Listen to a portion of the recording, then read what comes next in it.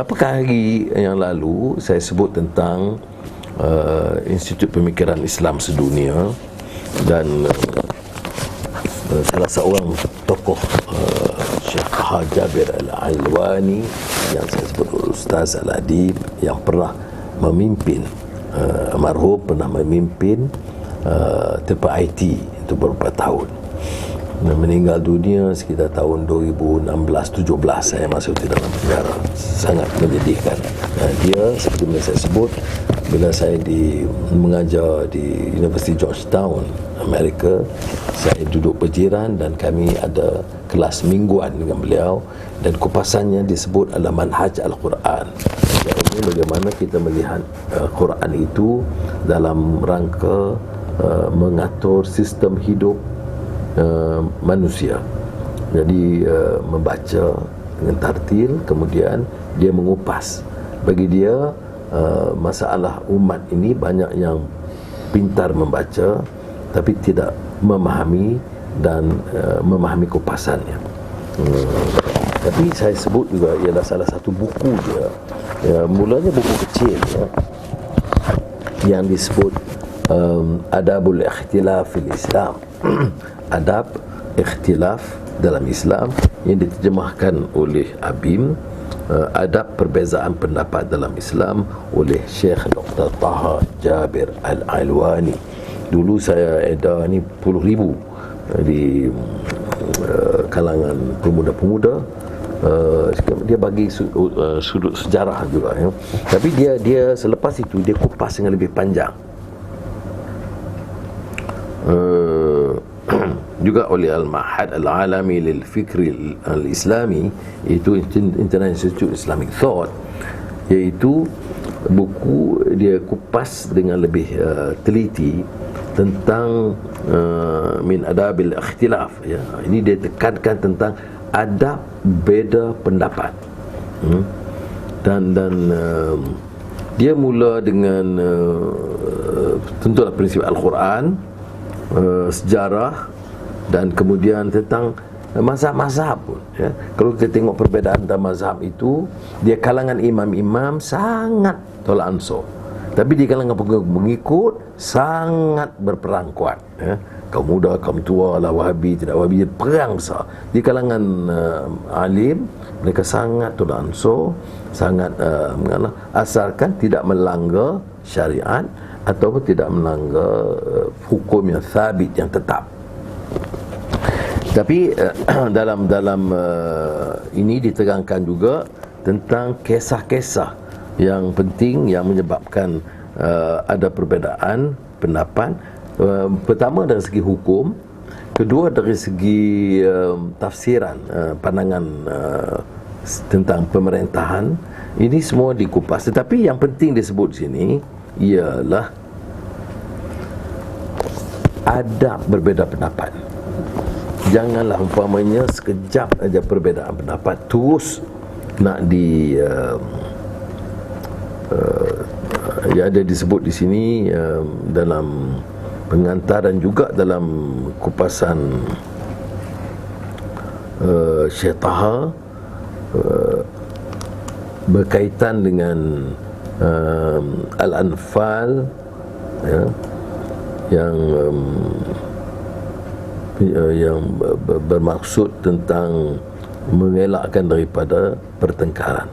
Wala tanaza'u fatafshalu wa tazhaba rihukum wasbiru innallaha ma'as sabirin.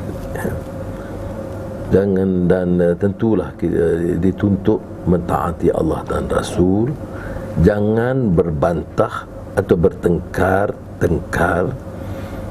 Kalau tidak, nescaya kamu menjadi lemah semangat, hilang kekuatan, dan wasbiru, bersabarlah, kerana sesungguhnya Allah beserta orang-orang yang sabar. Ini di antara yang kemudian alasan dia menyebabkan bahawa perbezaan pendapat ini, saya tekankan, saya lihat umpamanya budaya netizen ini, ya, kadang-kadang bila beda pendapat itu dia tidak menggunakan hujah, dia guna apa yang disebut sebagai maki hamun, cerca. Ini tidak boleh. Jadi saya harap saudara yang terlibat dalam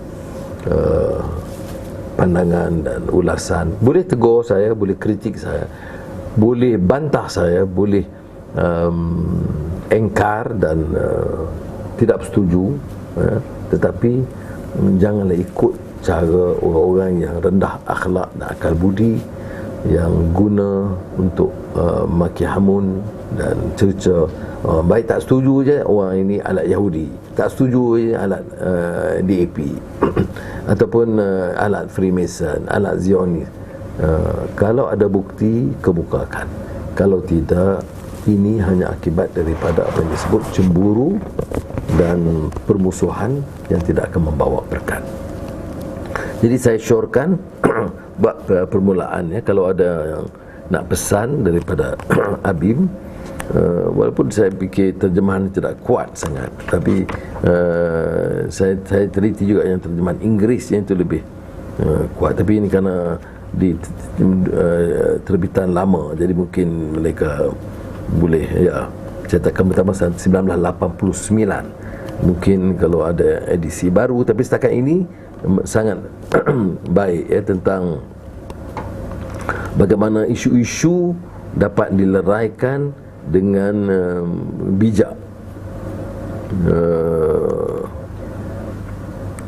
Ya, ada yang dikatakan di antara yang dasar perincian yang furu'iyah, yang benar-benar kecilan itu, dia nampak penuh kebijaksanaan untuk berbeza pendapat.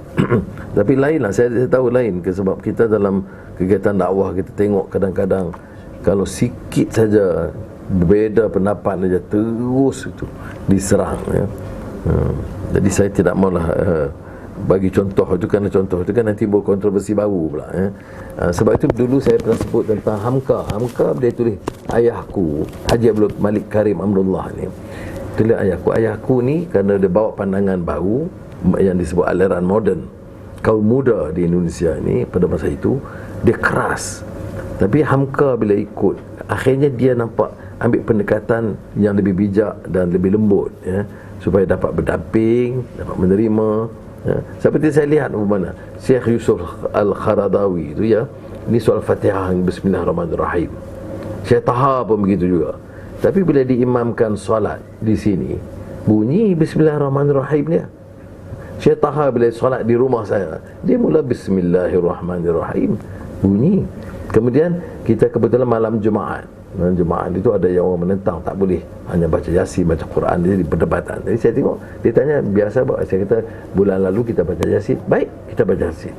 Jadi dengan cara yang sedemikian, bagi dia, ya, kerja asalkan jangan bertentangan dengan syariat, yang boleh bawa kepada kesedaran, yang bawa kepada kebaikan, itu digalakkan. Jadi mudah-mudahan dalam perbezaan kita dalam panas politik ini, dan banyak masa sekarang kebetulan, walaupun tidak berkempen, banyak masa berfikir, membaca, mengulas, dan juga dalam media sosial, kita gunakanlah satu budaya baru, budaya yang berakhlak, budaya untuk bersetuju dan menolak, tetapi dengan penuh hikmah dan kebijaksanaan. Terima kasih. Wassalamualaikum warahmatullahi wabarakatuh.